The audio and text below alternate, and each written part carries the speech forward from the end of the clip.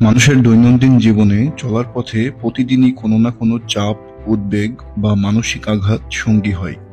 সেখানে যারা নিজেদের শক্তিশালী প্রমাণ করে তারা কেউই শক্তিশালী হয়ে জন্মায়নি, তারা রপ্ত করেছে গুরুত্বপূর্ণ এক শিক্ষা।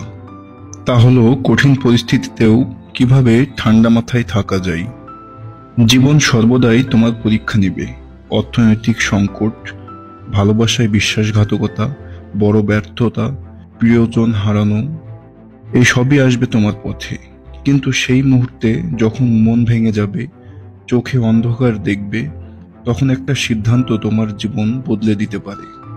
তুমি আবেগে ভেসে যাবে নাকি আত্মনিয়ন্ত্রণ করে জিতবে। পরিচিত হও অর্জুনের সঙ্গে। একটি মিটিংয়ে তার স্বপ্নের প্রজেক্টটি আটকে যায়। বস রেগে আগুন, সবাই তাকে দোষ দিচ্ছে, কিন্তু অর্জুন কিছু বলার আগে 10 সেকেন্ড চুপ করে থাকলো, একটা গভীর নিঃশ্বাস নিল, তারপর বলল, চলো সমস্যাটা সমাধান করি, তর্ক না করি। এই একটা বাক্য তার ক্যারিয়ার বদলে দেয়। কারণ ঠান্ডা থাকা মানে এই নয় যে তুমি কষ্ট পাওনি, বরং তুমি সিদ্ধান্ত নিয়েছো, আমি পরিস্থিতিকে জিততে দেব না। তাহলে ঠান্ডা মাথার মানুষেরা কিভাবে পরিস্থিতি সামলায়, চলুন তাদের 5টি গোল্ডেন রুলস জেনে নিই। 1. প্রথমে নিঃশ্বাস, পরে প্রতিক্রিয়া। কষ্ট পেলে বা রেগে গেলে 10টা গভীর শ্বাস নাও। এটা মস্তিষ্ককে স্থির করে তোলে। বিশ্বাস নিঃশ্বাসে নাও, সন্দেহ বাইরে ছাড়ো। 2. তারা প্রতিদিন মনের অনুশীলন করে। মেডিটেশন, ডায়েরি লেখা, নীরবতা চর্চা, এসব তাদের আবেগকে নিয়ন্ত্রণে রাখতে শেখায়।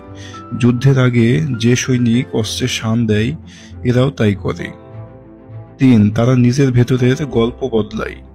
কেন আমার সঙ্গে এমন হচ্ছে না ভেবে তারা ভাবে, এটা আমাকে কি শিখাতে চাই।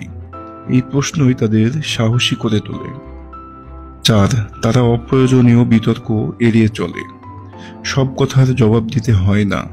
ঠান্ডা মাথার মানুষ জানে চুপ থেকেও জয় করা যায়। তারা ছোটখাটো অপমান বা অভিযোগে বিচলিত হয় না। 5. তারা আগেই ঝড়ের প্রস্তুতি নেয়। ঝড় আসবেই তারা জানে, তাই তারা আগে থেকেই মানসিকভাবে প্রস্তুত থাকে।